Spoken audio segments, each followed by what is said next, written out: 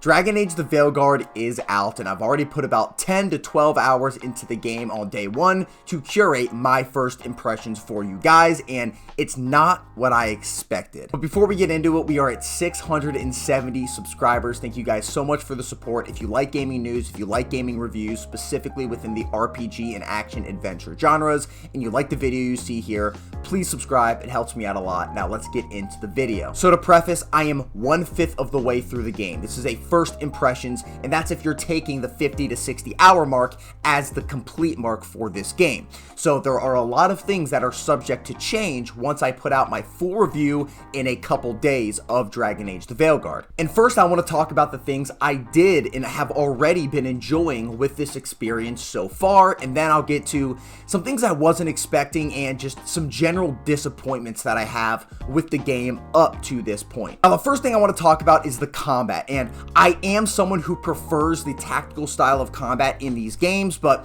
for what this combat system is and the change to action combat in this game, I really did enjoy it. And that's not to say there's not issues with the combat system, because there are, and I will get to those. However, what I liked, I think, overshadows these issues, at least so far in my experience with the combat. So the first thing that I want to mention is how many just different options that you have. You have your normal attack, which can definitely, at least in my case, being a mage and going to the death color tree, I can build up 3 arcane stacks with my arcane orb. I can dash into them and blow that up for a big AoE and a lot of damage with my dagger. I can also switch to my staff for more long range engagements, and he also has like this up close ability when I press triangle that kind of does a lot of damage and knocks a lot of people back.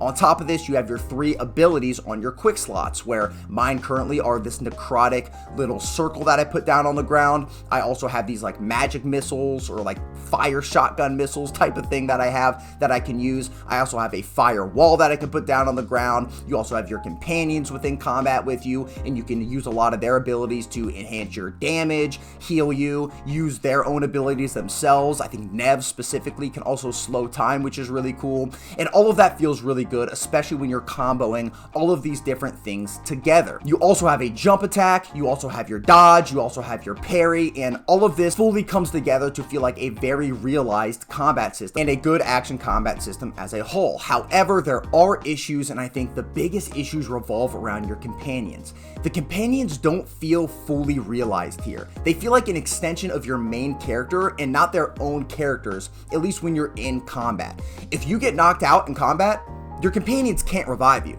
so you're done. You just have to restart the fight, and I really dislike that, because in other action combat games, or even in shooter games like Warhammer Space Marine 2, your companions can come over and pick you up if you get knocked down. I don't know why they don't have that in Dragon Age Veilguard. I think that fits definitely more of that team dynamic that they were going for, even though it's action combat. Another thing, which I completely understand why they didn't do this, they want to make this game more casual, more easy to pick up for any player, but why can't I just switch over to my companion and use them? Why does my companion feel like I'm customizing an ability and not really building out a full fleshed out character? They have less progression options, they have less gear options, and in combat, they have less combat options, and I wish I could just switch over to my companion and play the same way I was playing with my main character. I think it offers a lot more customization within combat and with your other characters when they don't just feel like an extra ability, but they actually feel like a fully realized companion. Now, the next thing that I really enjoyed was the world. The world as a whole is not as whimsical and quirky as I think a lot of people made it out to seem. The characters are, and I will get to the characters in a second, but I don't think the world and the tone of the world, at least, is that way. Within the first 30 minutes of the game, you are seeing people that are alive when you see them get absolutely grabbed and thrown off giant cliffs and roofs, and it honestly feels really dark, and it feels like the whole city that you're in is getting invaded and a lot of people are actually dying. Within the next couple of hours of gameplay, you go to this blighted town where people are absolutely destroyed. Like, there's a ton of people that are just dead, mangled up in all of these like tentacles and by the blight. People's minds are changed by the blight where they can't understand you, and they all have all this like black stuff like pulsing through them. It's super weird, it's super creepy, but it is pretty damn dark, and it feels pretty good to walk through, and I like the environment in that area. But to be fair, a lot of this was shown by a lot of people before release, the stuff that I'm talking about. So if it doesn't get any darker than this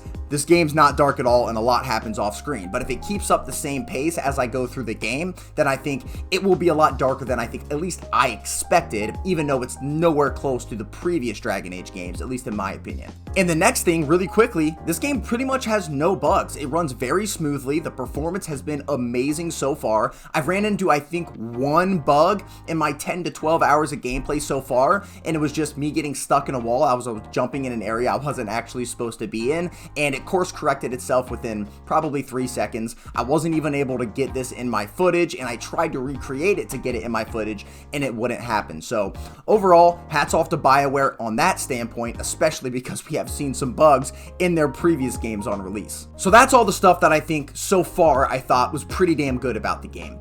But now I want to get to things I was pretty disappointed about, and the first big thing is the choices. I really thought there was going to be a lot more choices, and that the choices, at least so far, that I experienced were going to be a lot more consequential. And this might change later in the game as I go through and play 30, 40 more hours, but as of right now, the choices pretty much do nothing. I think the biggest choice that I've had in the game so far was choosing whether I take one or a different companion on a fight with me. And I'm not going to tell you specifically what happens there, but there's a companion that I chose to go on a fight with me, and then I couldn't use her for the next hour of gameplay, and then she was back, everything was fine, and we just kept pushing. I really think they need to have more consequence here with these choices. Another example here is when two characters are arguing over what the next step is, and it's up to me, the Rook, to choose what the next step is. And whether I choose one or the other, you just get an approval and disapproval, and everything moves forward like normal. No one's upset with each other anymore, no one's upset with me other than the box of disapproval up at the top left.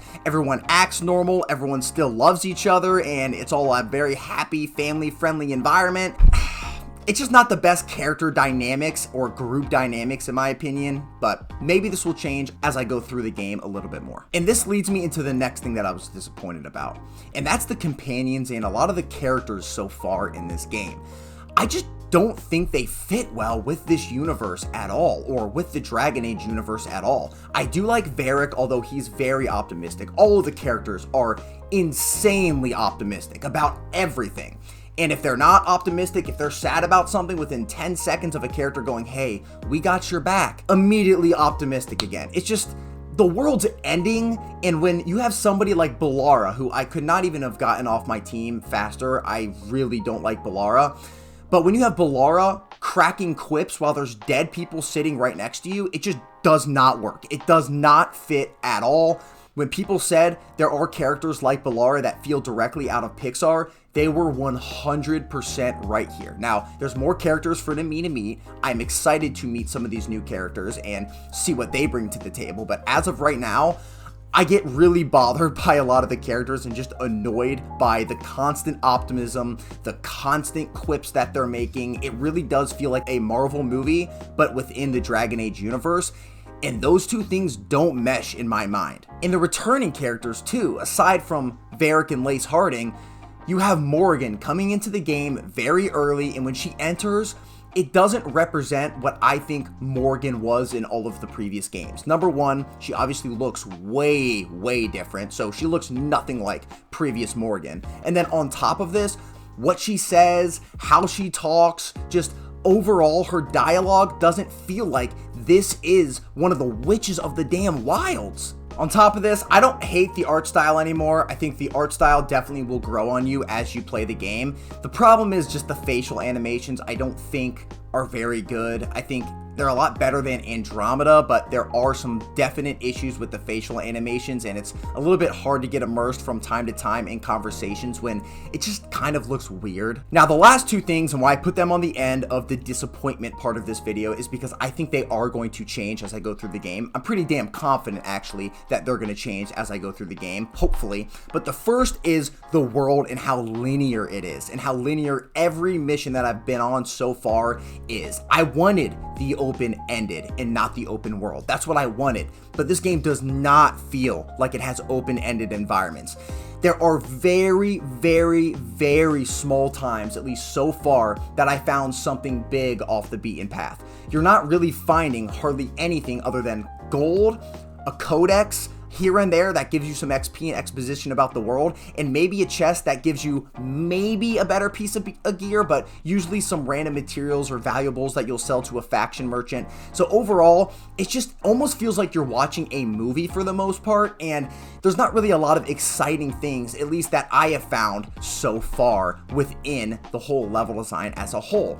You do have some areas where you can come back around and open the door that was locked from one side, kind of from Soulsy in that standpoint, but overall, I think it's pretty poor in terms of an open-ended but still linear, handcrafted type of world. The next thing that I, again, think is definitely going to change as I get further in the game, I'm pretty positive it will, but is the gear progression.